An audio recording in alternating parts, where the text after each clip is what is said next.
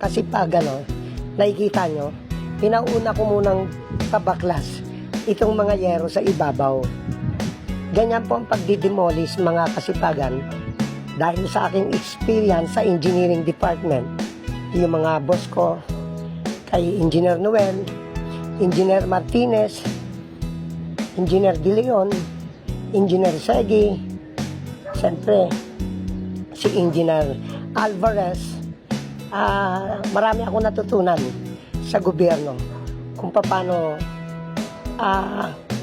mag-demolish, clearing, howling.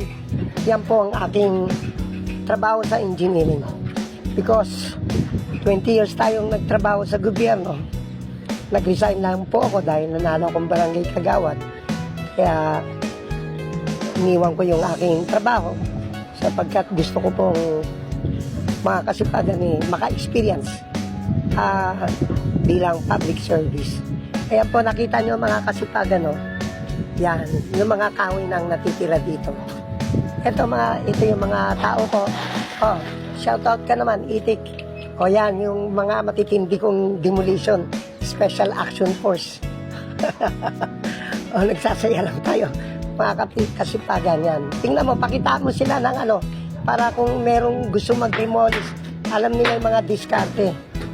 Ang pagdi-demolish po, kailangan kumpleto tayo ng gamit.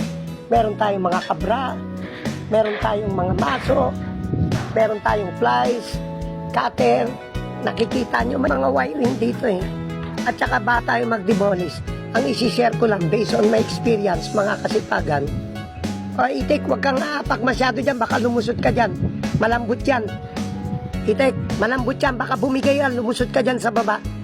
Daan-daan ka lang, tansay mo muna. Baklasin mo muna yung plywood na isa para nakikita mo kung ano yung nasa ilalim. Para may idea ka lang doon sa inaapakan mo. Baka mamaya magdire-diretso ka dyan. Ang lalim yan. Ito, Mike, shoutout ka naman.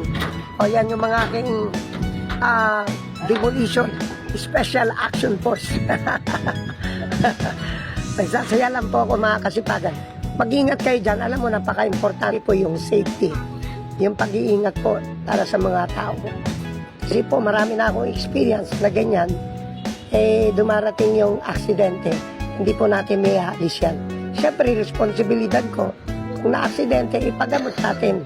May budget tayo para sa hospital. Hindi pababayaan natin yung mga tao natin. Di ba, Mike? Siyempre. Inaalagaan natin yan sa pagkain. Inaalagaan natin sa merienda. Inaalagaan natin in case na ma-aksidente, wag naman sana. Ganyan po ang ginagawa natin. Lalo yung mga wiring na yan, ay dapat binababa muna yung main switch. Pagtapos, bukod sa ibababa, baka may mga pakilamero, itaas, makuryente yung tao, at saka baka mamaya may mga kagat ng daga dyan. Yung mga wiring na yan, pag nahawakan o dumikit sa yero yan, sigurado, tepok ang tao dyan, o matutodas. Kaya ganyan po, safety first. Yun yung natutunan natin sa Navy. Nag-summer job po ako, mga kasipagan. Napakarami kong experience. Nag-summer job ako sa base, panahon ng Amerikano. Kaya ang turo palagi, safety first.